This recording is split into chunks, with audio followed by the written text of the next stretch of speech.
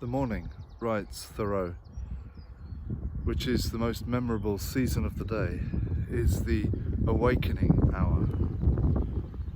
That man who does not believe that each day contains an earlier, more sacred and auroral hour than he has yet profaned, has despaired of life, and is pursuing a descending and darkening way. All memorable events, I should say, transpire in morning time and in a morning atmosphere.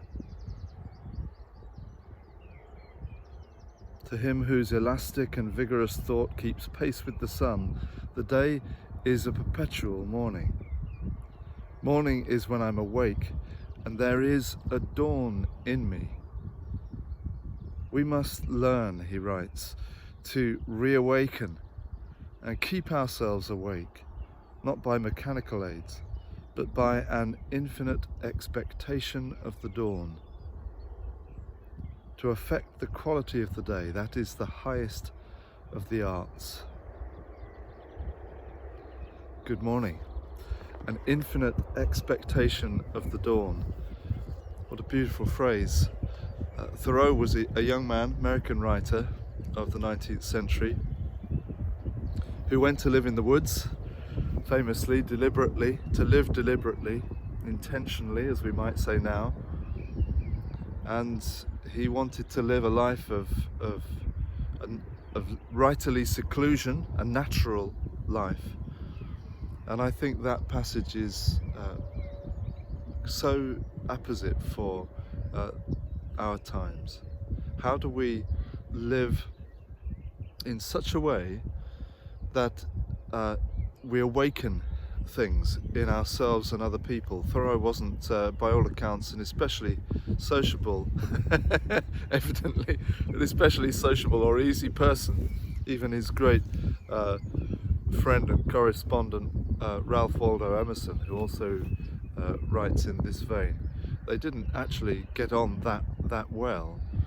And there is a feeling in his writings that when he is seeking the morning and seeking to live deliberately, it's it's an individual determination for his own creative vocation. Understand that. Many of us have that. But actually the challenge, I think, is to live as if it were morning in relation to others.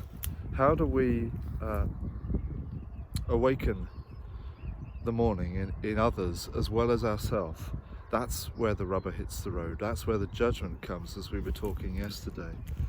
And I wanted just to read, by way of counterpart, at the beginning of Psalm 108, which captures this perfectly. And for once, the NRSV version of the Bible, the New Revised Standard, puts it, I think, better than the prayer book version, which